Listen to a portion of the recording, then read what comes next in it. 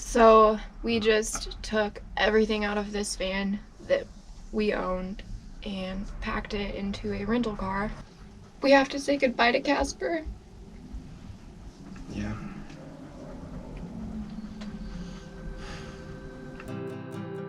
Hey, I'm Dakota. And I'm Sarah, and we are two aspiring van lifers, and this is the story about our first van, Casper.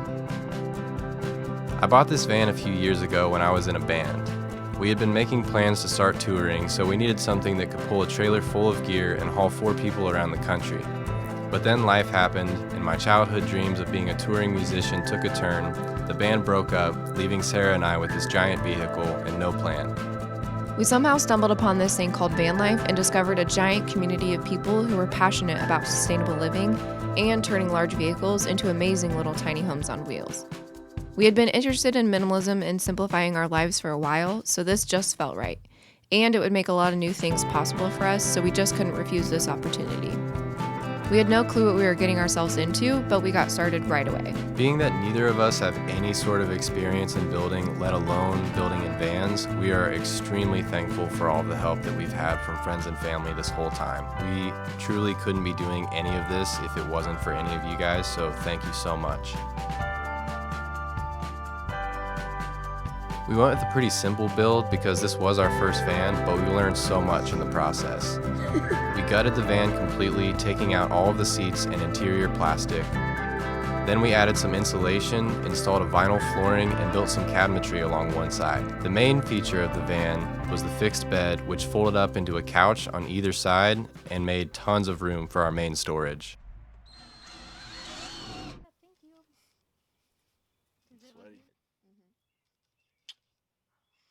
The last installment before we started traveling frequently was the plank wood ceiling, which was time consuming but so worth it because it was handmade and really unique. At this point, we decided that Casper was ready to start seeing the world.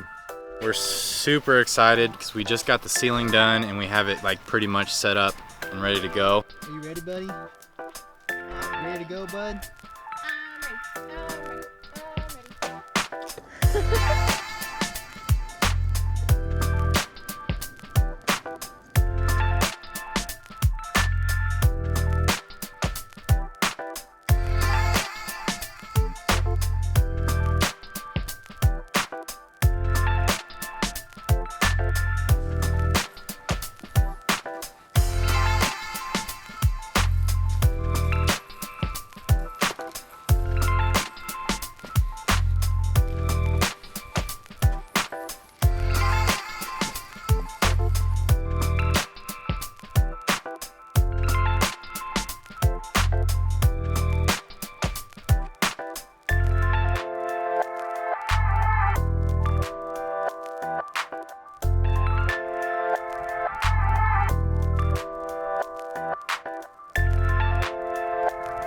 It's still early, I haven't had coffee,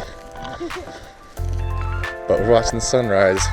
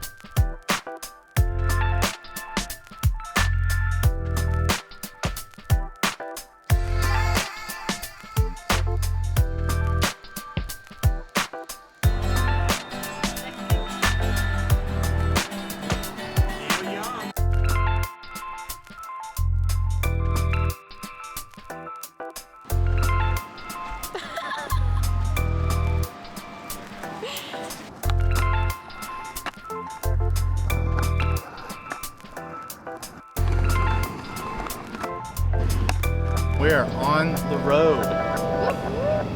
Right, buddy? We on the road?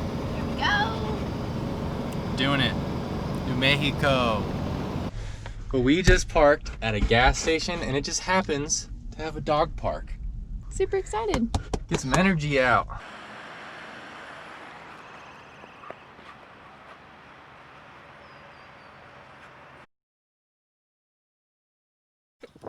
just got to the sickest camping spot ever, somewhere near White Sands National Park. So it's right next to an Air Force base. And it's just this awesome lake that just has a bunch of little spots that you can kind of drive off and park right next to the water. So we're getting the van shaped up a little bit, getting cozy, getting somewhat of a camp spot set up.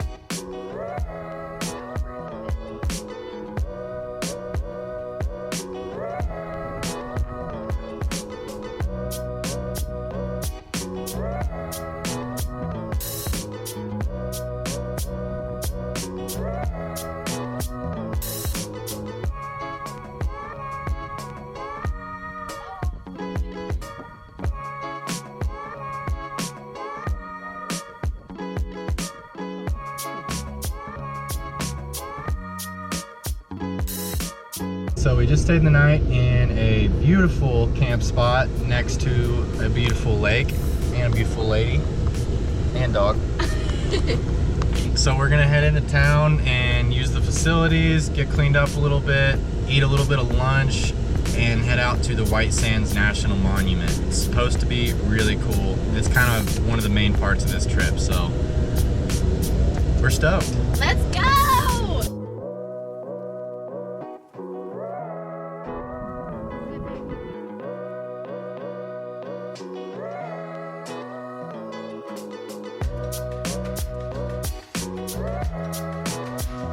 Buddy. I'm coming. Oh!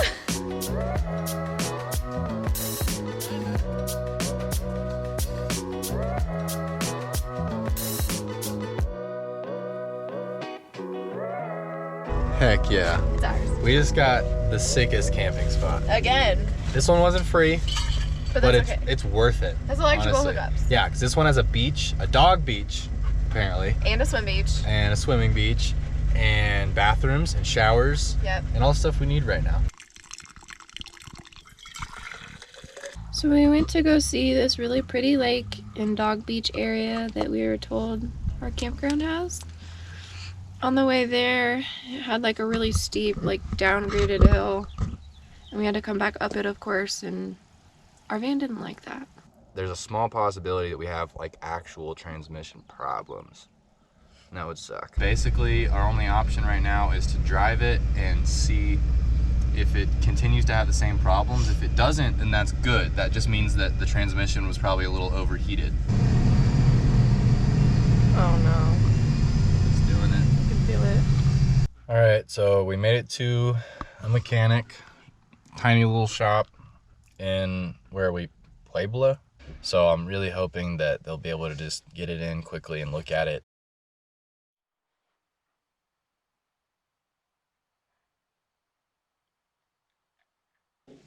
Basically, we're stranded. Our transmission blew up in the van, so we're at a hotel right now. And we're getting a bunch of details worked out, but essentially we're gonna have to sell the van in order to get home.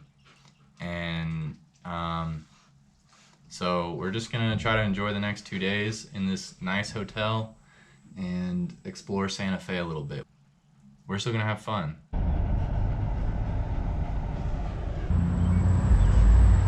So today we are exploring a little further into downtown Santa Fe. We're up kind of what I think is the more art district gallery area. It's called Canyon Road. Yep. So there's tons of cute little galleries all around, little restaurants you can eat at, and we're just gonna walk around, check it out, and see if we can find some cool stuff. Yeah, and so far this is the most dog-friendly place I've ever seen. Yeah. Literally, like, we've been here for not even 5 minutes and like 30 people have come and pet him. And Yeah, and that- one restaurant offered Jack's water already. yeah, So- immediately. The guy even said like, come here, like Yeah. he wanted to see our dog. Like, bring your dog. Yeah. So Um, we're having a good time so far. We've only Yeah. been here for like 2 minutes. this is our, what, second day stranded? Second day stranded. And it's going good. Yeah. I could be stranded here a lot longer and it'd be all right. Yeah. Except money, so we should get home at some point. But I would stay here forever if we could. We will get home at some point, don't worry. Yep. Yeah.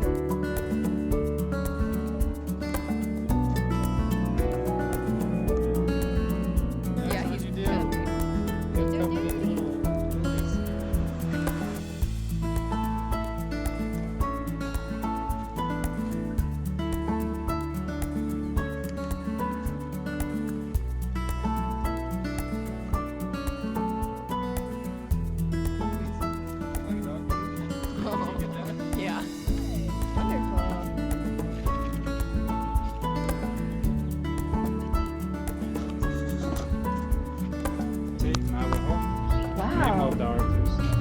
All of them is not love. Okay. Yeah. Yeah, which one, baby? Burns it into there. Look at this one. That one's really pretty too. Okay. Taking it home.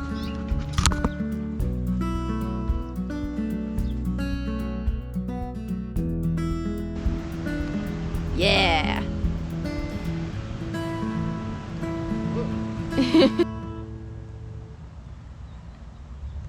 We just woke up, been getting ready and packing up, and our goal for the day is to get home. Well, or at least on our way home. Halfway home? Yeah, part of the way home. After coasting down the Chihiti Mountains to the only mechanic shop within a 30-mile radius, we met Bernard. He did everything he could to help us out, but ultimately broke the news that our transmission was blown. During the week that we were stranded in Santa Fe, we spent a lot of time researching and making phone calls in our hotel room, trying to weigh out our options. After realizing that getting a new transmission shipped to Bernard's shop would cost more than we paid for the van, we had to figure out how to get home and what to do with the van. Being stuck in a hotel room was costing a lot more than we had planned, so we had to make a decision. We talked to scrapyards, dealerships, and car rentals trying to figure out the best solution. So after only dipping our toes into van life and traveling for a short time, we decided that our best option was to cut our losses and give away our van. On our last day in New Mexico, we signed over the title to our new friend, Bernard, and said goodbye to both Bernard and Casper. If we've learned anything from this, it's that what seemed like a huge failure in the moment revealed to both of us how badly we want this sort of lifestyle, and that this is only the beginning. So we just took everything out of this van that we owned and packed it into a rental car. The biggest rental car that we could find. It's a minivan, and it kind of fit all of our stuff like perfectly. We got really lucky. I was really concerned about whether or not everything was gonna fit. So we have to say goodbye to Casper. Yeah.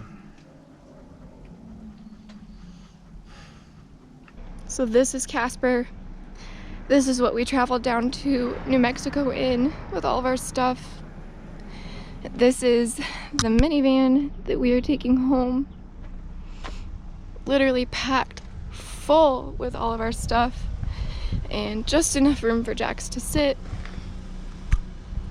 And unfortunately, this is goodbye.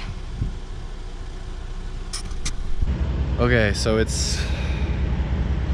I don't even know what time it is. I think it's like probably close to 3 or 4 in the morning, and we are still on our way home. We decided to just drive all night. So Jax is chilling in the van, nice and cozy. We have a wall of all of our stuff, but he's been really good, honestly. He's got the mattress, so him and Sarah have been sleeping for a little bit. I've been driving. She started out driving, and I think we're gonna get home around like 6:30, probably close to 7, and we're gonna sleep hard.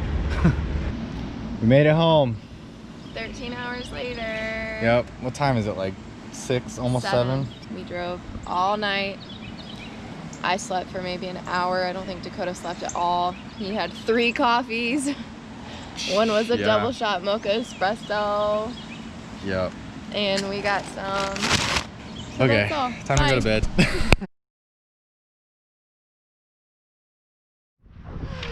That's our van. We're taking it home. Yeah, we are.